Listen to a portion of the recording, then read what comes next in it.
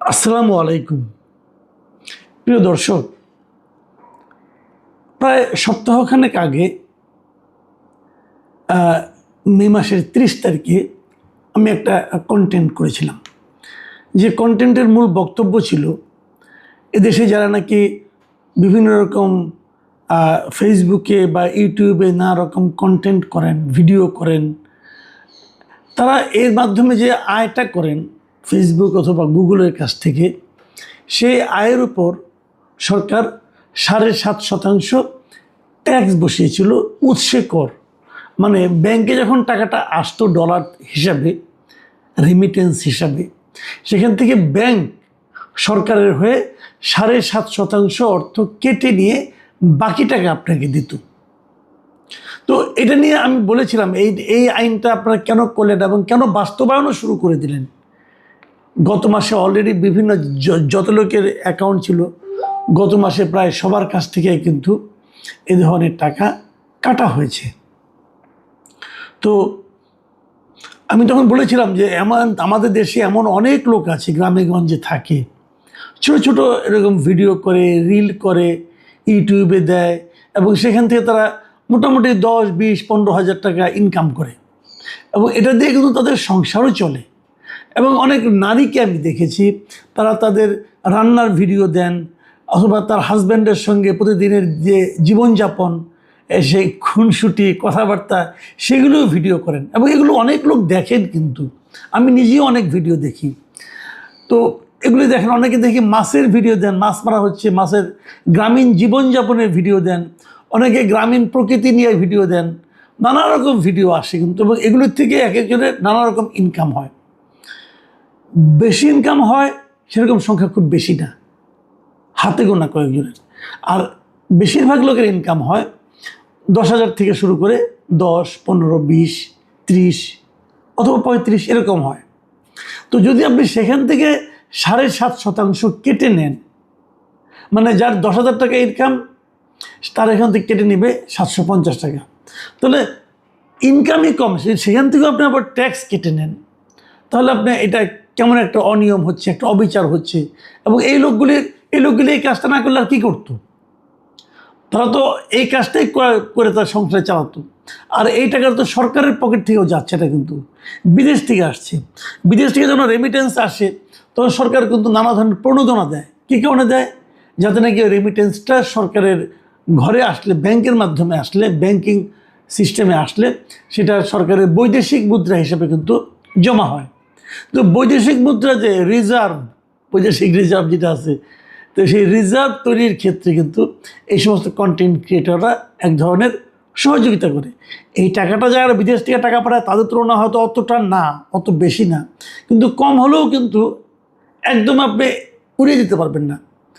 ধরেন এটা সঠিক কোনো হিসাব বাংলাদেশ ব্যাংকের কাছে নাই। বাংলাদেশ ব্যাংক হিসাবটা করলেও পারে, কোনো সমস্যা নাই, কারণ এখানে পুরো টাকাটাই ব্যাংকিং সিস্টেমে আসে। এটা হিসাব করাটা কোনো কঠিনই কাজ না, একদম সহজ কাজ। তারা যদি করতে চায় করতে পারে, কাজে সেখানে তারা যদি করে দেখতে পারবে। তবে মোটের উপর একটা ধারণা করা যায় যে 35 থেকে 60 মিলিয়ন ডলারের মতো হবে বছরে আসে। যাই হোক, তো এটা নিয়ে আমি কন্টেন্ট করেছিলাম 30শে মে। এরপর দেখলাম যে 1 তারিখে, মানে তার একদিন পরেই সরকারের কাছ থেকে একটা সিদ্ধান্ত জানা গেল। মানে আমাদের প্রধানমন্ত্রী উনি নিজেই সিদ্ধান্তটা দিয়েছেন। মানে ওনার কাছে গিয়েছিল একজন কন্টেন্ট ক্রিয়েটর, আপনারা তাকে চিনেন, জুয়েলার নামে এক ভদ্রলোক। ওনার একটা চিত্ত মিডিয়া নামে একটা মিডিয়া আছে, আমি নিজে ওইটা দেখি, খুবই মানে আমার কাছে খুব পছন্দের। উনি প্রকৃতি নিয়ে করেন, যেমন আমি যেমন আপনার বিভিন্ন রকম পলিটিক্স নিয়ে করি, সমাজের বিভিন্ন বিষয় নিয়ে করি, উনি টোটালি একটা, ওনার মিডিয়াটা হলো প্রকৃতি নিয়ে, প্রকৃতি, কৃষি, মানুষের জীবনযাপন, এইগুলি নিয়ে করেন এবং খুবই ভালো, আমার খুব পছন্দের একটা চ্যানেল, আমি এটা দেখি। আমি জুয়েলারের সঙ্গে আমার ব্যক্তিগত পরিচয় নেই, কিন্তু চিত্ত মিডিয়ার আমি একটা নিয়মিত দর্শক, সাবস্ক্রাইবারও বটে। তো ওটা আমি দেখি এবং ওই জুয়েলারের সঙ্গে যখন দেখা হয় প্রাইম মিনিস্টারের, তখন জুয়েলাররাও এই প্রসঙ্গটা তুলেছেন যে 7.5%টা কেন হচ্ছে। এবং এটা শোনার পর প্রধানমন্ত্রী কী বলেছেন সেটা শোনেন আপনারা। প্রধানমন্ত্রী বলছেন এরকম কিছু হইতে দেওয়া যাবে না। আমি চাই যে ইয়াংরা ডিজিটাল মার্কেটিংয়ে যাক, তারা বৈদেশিক বিভিন্ন কাজে ইনভলভ থাকুক, তারা বাইরের অর্থ দেশে নিয়ে আসছে, দ্যাটস এনাফ। ফ্রিল্যান্সার যারা আছে তারা দেশের জন্য অনেক বড় ভূমিকা রাখে, যারা কন্টেন্ট ক্রিয়েশন করে তারা তাদের ফ্যামিলি চালায়, এটা কর আরোপ হতে পারে না। দেখুন, প্রধানমন্ত্রীর এই যে সিদ্ধান্তটা, এটাকে আপনি কি বলবেন? আমি কিন্তু এই সিদ্ধান্তটাকে খুবই সময় উপযোগী এবং আমি মনে করি এটা একটা বিপ্লবাত্মক সিদ্ধান্ত। সরকার এখান থেকে কিছু কর পেত, আমি কোনো সন্দেহ নাই, কিন্তু সে করের পরিমাণটা কত হতো? বছরে ম্যাক্সিমাম 40 কোটি টাকা, এর চেয়ে বেশি না। সেই 40 কোটি টাকা যদি আপনি এই লোভটা যদি আপনি সম্বরণ করতে পারেন, তাহলে কি হবে?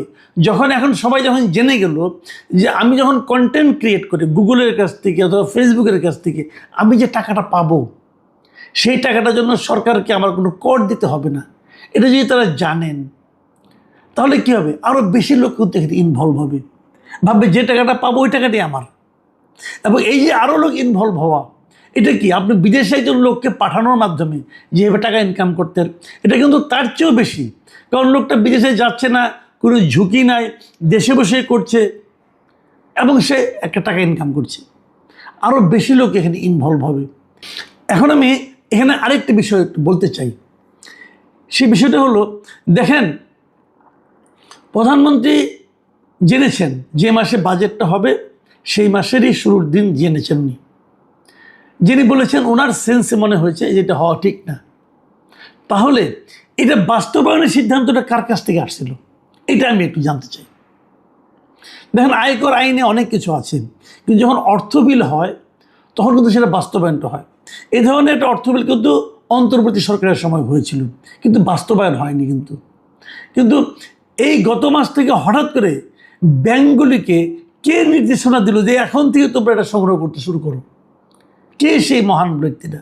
আমি তাকে একটু চিনতে চাই এই কারণে, আপনি এমন একটা সিদ্ধান্ত নিতে যাচ্ছিলেন যার মাধ্যমে টাকা আসতো কম, কিন্তু ক্ষতিগ্রস্ত লোকের সংখ্যা হতো অনেক, এবং এটা একটা সম্ভাবনাময় বৈদেশিক মুদ্রা অর্জনের সম্ভাবনাময় পথকে আপনি রুদ্ধ করে দিতেন। তো এই লোকগুলি না কাগজে কলমে সব কিছু বুঝে, কিন্তু মানে ট্যাক্স ইনকাম হলো বেশি, রাজস্ব আয় হলো, অতএব সরকারের লাভ হলো। সরকারের আয় তো কেবল রাজস্ব আয়টাই না, সরকারের লক্ষ্যটা হওয়া উচিত কি? কর্মসংস্থান। আপনি রাজস্ব নিচ্ছেন, পাচ্ছেন, সরকারি কর্মকর্তাদের বেতন দিচ্ছেন, অমুক করছেন, তমুক করছেন, দেশ চালাচ্ছেন, ঠিক আছে, কিন্তু যদি আপনি আরও বেশি লোককে কর্মসংস্থানে ইনভলভ করতে পারেন, সেখান থেকে যে আয়টা আসছে সেটাও তো দেশেরই আয়। তো এই জিনিসটা বোঝার মতো যাদের ক্ষমতা নাই, তাদের যদি সিদ্ধান্ত নেওয়ার ক্ষমতা থাকে, যে সিদ্ধান্তটা এবার নেওয়া হয়েছিল সেটা তো ভয়ঙ্কর। সরকারের প্রত্যেকটা সেক্টরে এরকম লোক পাওয়া যাবে, মাথা ভারী লোক, মানুষের দিকে তাকায় না, মানুষের সম্ভাবনার দিকে তাকায় না, মানুষের উদ্যোগের দিকে তাকায় না, কেবল ভাবে কীভাবে মানুষকে চিপে আরও টাকা সরকারের তহবিলে আনা যায়, মানুষের ক্ষতি করে, ক্ষতি হোক, মানুষ বাঁচুক মরুক, আমার দেখার ব্যাপার না। আমার দেখার ব্যাপার হলো আরও টাকা আমি এখান থেকে পাবলিকের কাছ থেকে নেব। এবং এখানেও কিন্তু আবার দুই চোখের একটা নীতি আছে। সেই নীতিটা হলো, যারা বড় বড় ব্যবসায়ী তাদেরকে কিন্তু করের আওতায় তেমনভাবে আনা হয় না। বড় বড় ব্যবসায়ী কিন্তু নানা রকম তাইরে নাইরে করে কিন্তু বেরিয়ে যায়। বাংলাদেশে যারা বড় বড় ব্যবসায়ী আছে, আমি মাননীয় প্রধানমন্ত্রীকে বলবো, আপনি একটু এদের ট্যাক্স ফাইলটা টান দিয়ে দেখেন তো।